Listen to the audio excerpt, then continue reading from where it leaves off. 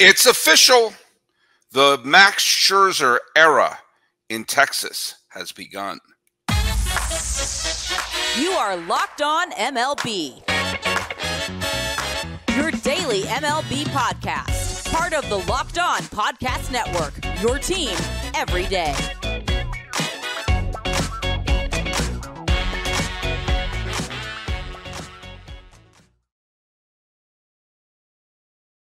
Hello, baseball fans, and welcome to Locked On MLB, part of the Locked On Podcast Network, where it's your team every day. This is the daily podcast. We talk about all of Major League Baseball. I am your host, Paul Francis Sullivan. If you don't believe me, then how do I have a lower third where I'm called Sully? I'm an Emmy-nominated television producer who's been a baseball podcaster for well over a decade now. It's my fifth full season here at the Locked On Podcast Network. But if you're watching, you will see that this is a crossover. And today we are crossing over. And trust me, I have no intention of messing with Texas, which is why we are not having a New York Rangers crossover. We're having a Texas Ranger crossover with the one, the only. What is your name, please?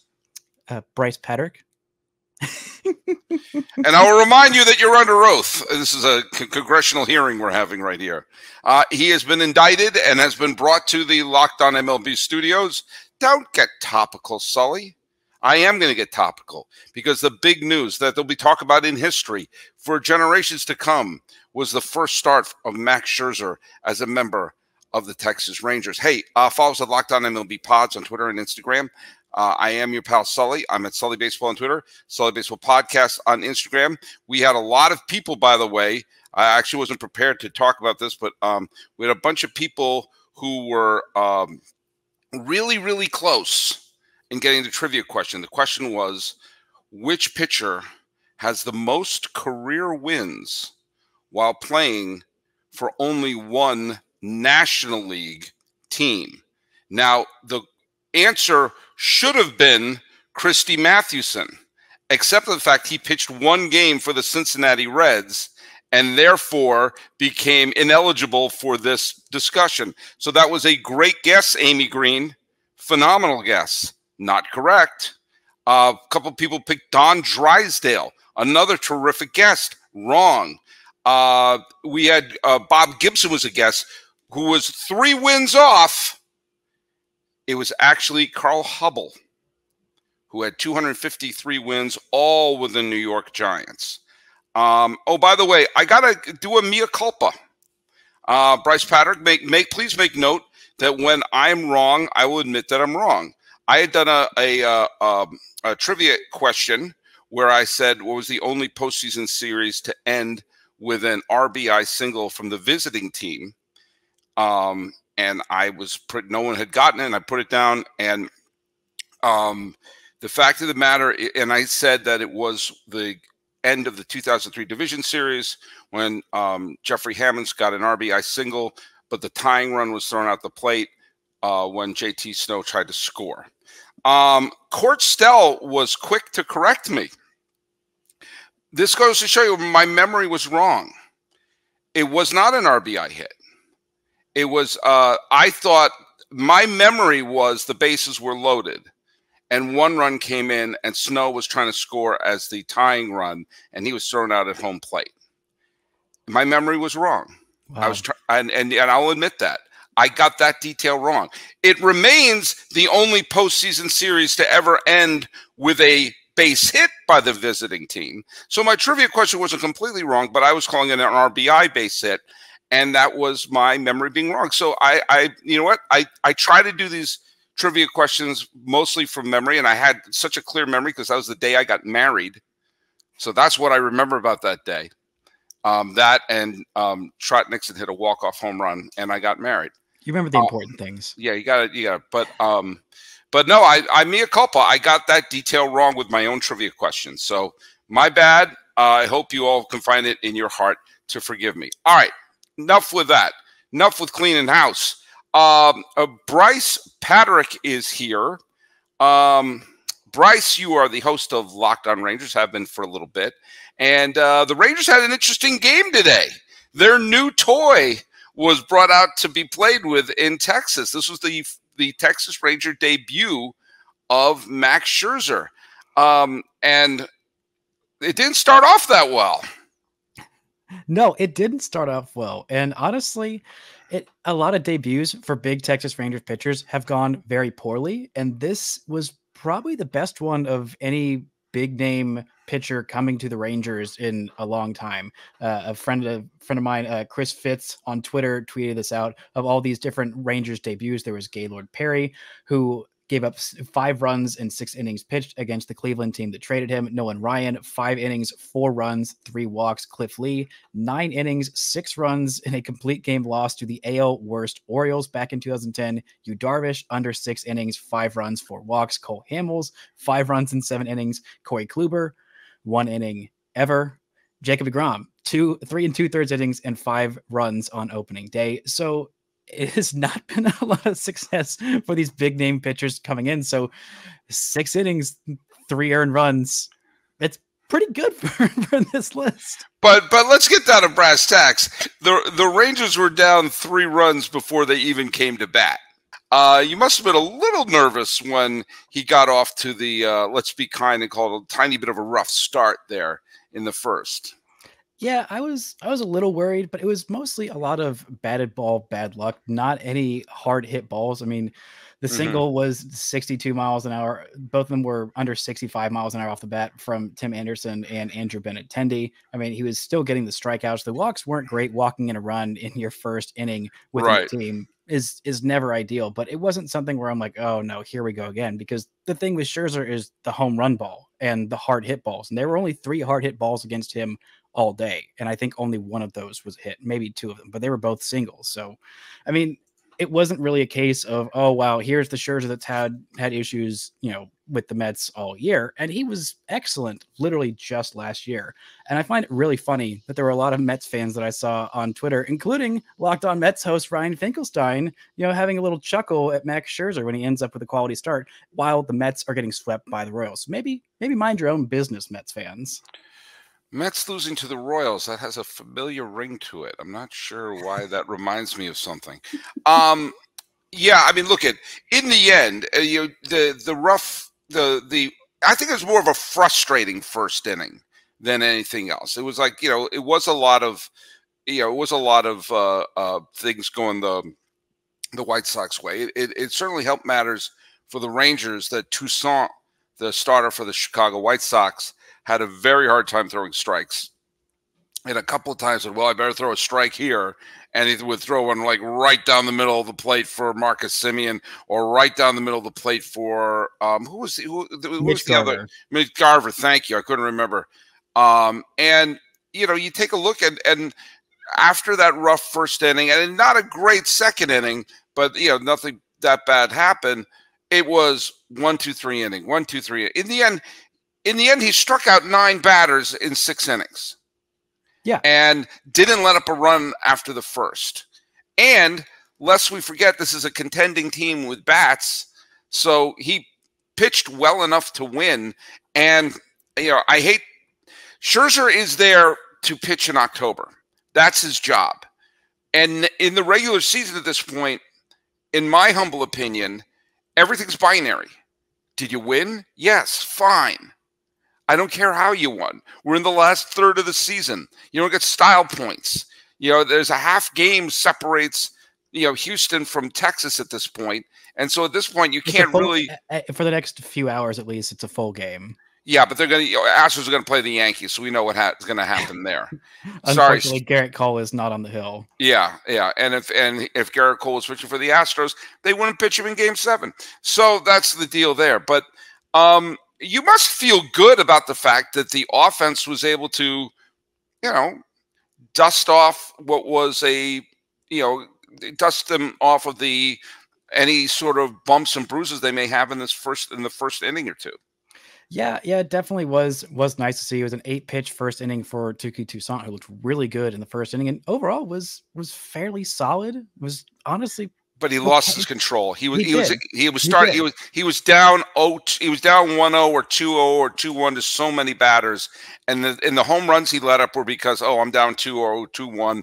I got to throw a strike here, and you have a smart player like Marcus Semien who knows that. And by the way, I've said this on a previous podcast. Someday Marcus Semien is going to be a major league manager, and he just knew, okay, here it comes.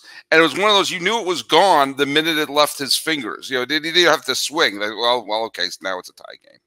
Yeah, and Marcus Semien has been absolutely on fire since the All-Star break. An OPS of 985 and on base, just 3 points shy of 400, hitting over 320. I mean, the guy has just been lighting it up as of late, and 6 home runs. The home run ball has not been really there for him as much in the first half as we saw kind of him go on a stretch last year. I mean, the first couple months were really rough for him, but the Rangers' top 3 of their order, I mean, Corey Seager has been unfathomably hot literally all season when he's been on the field. Marcus Semien is on fire right now, and Nathaniel Lowe is kind of finding his form. Last year, the reason that he won the Silver Slugger at first base over all those other good hitting first basemen is because he had an OPS north of 1,000 in 2 different months after the All-Star break. So, I mean, he's also finding that form as well. So this Rangers lineup, even though the bottom third, maybe even the middle third a little bit is having some issues. Josh Young has had some struggles, even though he's had multi-hit games in the last couple. Before that, it had been a bit of a slog.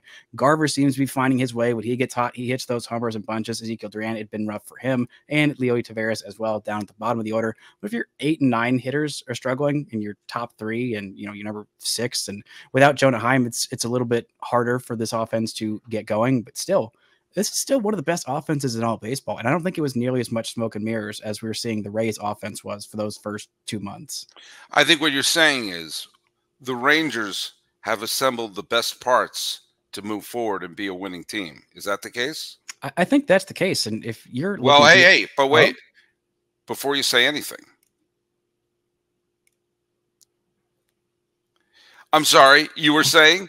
I was saying that this episode is sponsored by eBay Motors. For a championship team, it is all about making sure every player is a perfect fit. It's the same when it comes to your vehicle. Every part needs to fit just right, just like a Max Scherzer into your rotation if you are the Texas Rangers. So the next time you need parts and accessories, head to eBay Motors. With eBay Guaranteed Fit, you can be sure every part you need fits just right the first time around. Just add your ride to My Garage and look for the green check to know how the part will fit, or your money back. Because just like in sports, confidence is the name of the game when you shop at eBay Motors. And with over 122 million parts to choose from, you'll be back in the game in no time. After all, it's easy to bring home a win when the right parts are guaranteed. Get the right parts, the right fit, and the right prices on ebaymotors.com. Let's ride. eBay Guaranteed Fit, only available to U.S. customers. Eligible items only. Exclusions apply. That was flawless. Thank you. That wasn't. All right. Hey, okay, that was Scherzer's debut, but let's talk about the fact that the Rangers were very aggressive in the trade deadline. They traded away some good young players, but unlike Baltimore, they had a sense of urgency, realizing, hey, wait a minute. The landscape has been placed in front of us in a way that a pennant is possible. So let's, 2 or 3 years down the line, you may regret trading Ronald Acuna's brother, but not if it means bringing in Scherzer, not if it means finally making nobody, especially your pal Sully, mention Nelson Cruz leaping to try to catch a ball over his head hit by David Freese. I don't know what you're talking about. In my reality that I live in, he was actually subbed out defensively by Ryan Washington. A really brilliant move by a competent manager. Yeah. Or maybe Lance Berkman popped up. I don't know in the 10th inning. Either way, don't even say the name Lance Berkman to me. I can't. That's just cruel. Susquehanna hats. But here's the deal: a victory, a championship wipes out all the past. It wipes out all the bad moments, are instantly erased. And the Rangers know that. And the Rangers also know that the Astros they're still a very good team, but they're more vulnerable. They're not the can't miss team that they may have looked like the last couple of years going into the postseason. In other words, there's an opening here, and they took it. So tell me your thoughts about the deals. Obviously, Scherzer got the most attention, but it wasn't the only deal they made to fortify this team. Yeah, and I thought that, especially when we were talking about the Orioles, I thought they'd be much more aggressive at the deadline than Jack Flaherty. I think he is in the middle of his first start, and he's doing okay. But the Orioles had a really good team and an obvious need in pitching. And when you look at the Jordan Montgomery trade, that's the one where I think, really? That's what it took? Nobody else could beat that. And it wasn't just Jordan Montgomery. It was Jordan Montgomery and Chris Stratton, who is a solid bullpen arm, who's got really great spin rate and a righty just like the Rangers needed.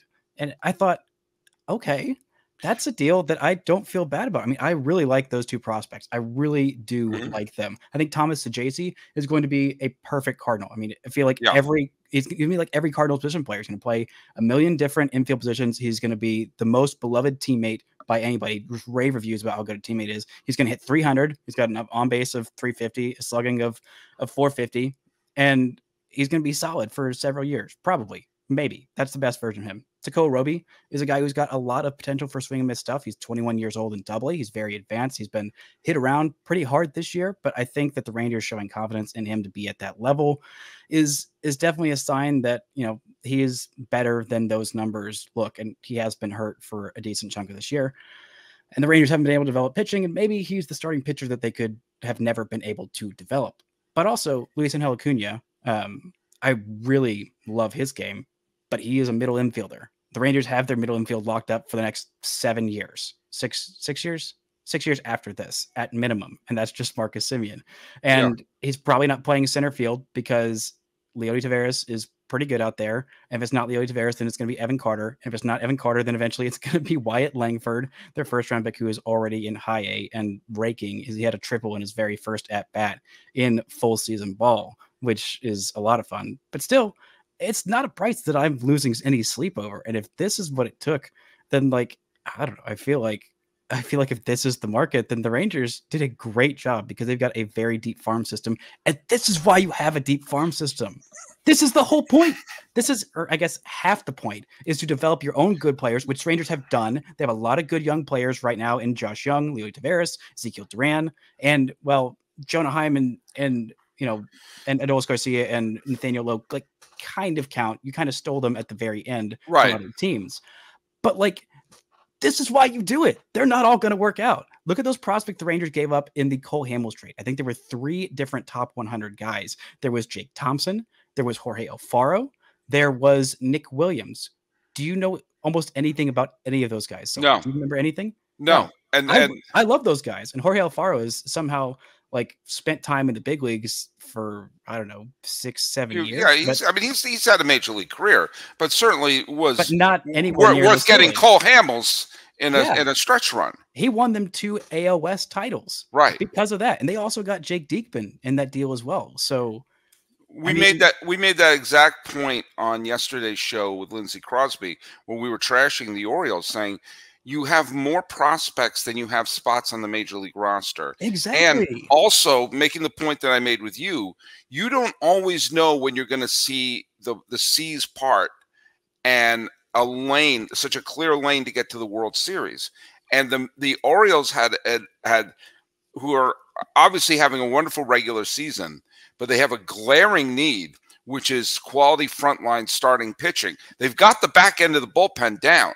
What they needed Verlander, or they needed Montgomery. I thought because they have so many great prospects, I thought, like, do you know what? They're going to get Verlander. To me, that was he would have been, all right, we have a Hall of Fame, the guy who won the Cy Young Award last year, to come in and say, hey, fellas, get behind me. And instead they got, Flaherty's he would be a nice other piece. You got Verlander and Flaherty. Okay, that makes sense. But Flaherty is your Christmas morning? The Rangers had a better rotation before the trade deadline than the Orioles, and they added 2 starting pitchers. That should say how urgently the Rangers have. Like, I mean, I think that the Astros are probably going to be much better down the stretch than the Rays are, and I am, rightly terrified. I do want to take issue with one comment you had earlier this week, where you said when the Astros passed the Rangers in the division. I don't know about when. If maybe even there's a more than likely chance, but you got me. Sully. Someone taking the bait. There's the little hook of the worm. Brice going bloop bloop. Right in there. It's been so long since my team was actually good. I forgot what it was like to defend them. And when there was obvious bait, I'm just a little innocent little fish. But yeah, I mean, you also don't know when your window is going to shut. You have no idea. And the Rangers 2015-2016 team is the exact reason why I think this team is so aggressive right now. The Rangers look like they were set to contend for a long time. They had a young core. They had Nomar Mazara. They had Joey Gallo. They had Rougned Odor. They still had Elvis Andrus in his prime. They still had several more years of Adrian Beltre. And, it looked like okay. And we got some young pitchers in Chichi Gonzalez and some other guys that were coming up. And you still had more years of Yu Darvish. You had him through 2017. You had Cole Hamels through, I believe, was under contract through 2018. Yeah. Which it ended up, I don't even want to talk about how all that ended because Cole Hamels did a good service while he was there. But then Prince Fielder, just out of nowhere, career-ending injury. Joey Gallo, the only prospect of that whole group that ended up working out. Nomar Mazara was like the most surefire can't-miss prospect, was a solid major league right fielder for like 3 years and just never, ever got any better. He was a solid major league right fielder at age 20, and then it just didn't happen. And Rougned Odor, we all saw what happened with him. So it's like, you don't know how long this window is going to be open. They're not, outside of the Braves this year, there's not any team in the AL that's like, oh my gosh, this is the greatest team ever. It looked like the Rays for the first 2 months, and then it didn't. And the Orioles are a really good team, and the Rangers are a pretty good team, and the Astros are a pretty good team, and the Twins will participate in the postseason. For a couple of days. Yeah, they will participate. They will show up, and that's better than the Rangers have done for the past 6-7 years. That's true. Still, you got to get in the dance, and you got to be aggressive. Give yourself a chance. And if that's all it costs, and the Orioles have a much better system than the Rangers, I don't know what you're doing. Like, I know you want to be like, conservative. That's kind of their whole front office's, MO. But still, at a certain point, you got to cash in those chips. I think that maybe I was hearing that Dylan Cease's asking price was going to be Jackson Holiday. I don't blame them for not pulling the trigger on that. But for a deal like Jordan Montgomery, or for a Lance Lynn, or for, I don't know, even Aaron Savali, I think is a move that they could have done and maybe should have done. I don't think he's their frontline guy, but still, I'm surprised more teams didn't do more. Even the Astros, who were aggressive in getting Verlander, it cost a pretty penny. But still, probably their last blue chip prospect they have in their system. Although, of course, they'll turn out some more because, unfortunately, the Astros are very good at doing a lot of things, which, much to my chagrin, but still.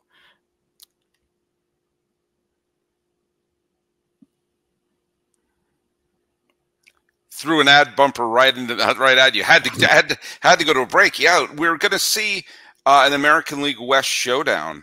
Pretty much. I mean, I think the Angels. I said the Angels had to do one of two things: either trade Ohtani or re-sign him. You find out what's the number. Give us the number that will take you to re-sign, and whatever that number is, sign him. If he says no, I want to hit free agency, then you trade him.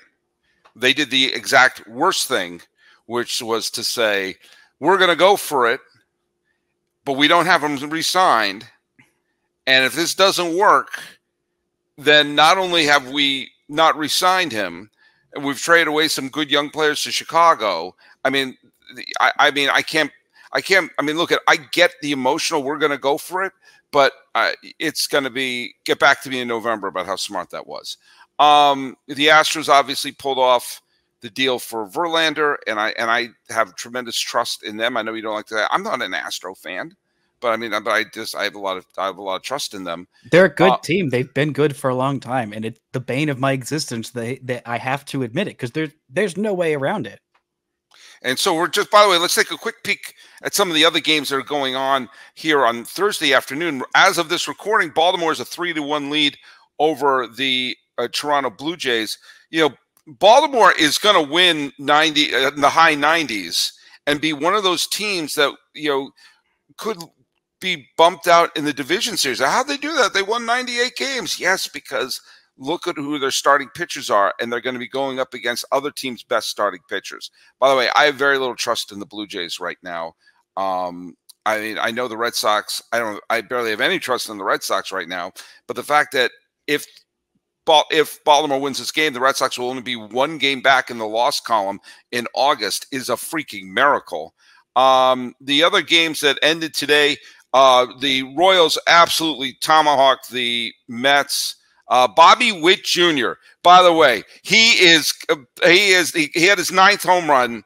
I think it's his 19th home run, I meant to say. I think it's his 9th home run in the last week. It seems every other day I look up and see what the highlights. It's Bobby Witt Jr. If the Royals turn... Shout out to the local kid, Bobby Witt Jr. of Colleyville Heritage fame. Well, there you go. I was going to ask you if he was of Colleyville Heritage. Poor Marlins, man. They got doubled up by Philadelphia. Another pretty well-pitched game, but and another home run by Brian De La Cruz.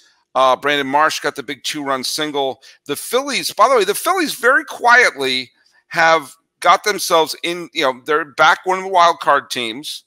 The whole year they've seemed like they've been underachieving, and yet they finished last year the 3rd wild card team. As of this recording, they're the 2nd wild card team. Milwaukee. Those fish come to town to play the Rangers, so glad they're on a skid, and hopefully the Rangers can extend that skid. It could help matters for the Marlins that the Brewers don't know what they're doing. The Brewers have all but gifted. I mean, the Reds have not played particularly well, but the Brewers have lost 7 of their last 10 games. The game they lost yesterday was so stupid, where they threw the ball away and 2 runs came in.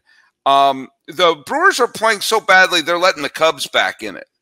Because as of just keep this in mind, as of this recording,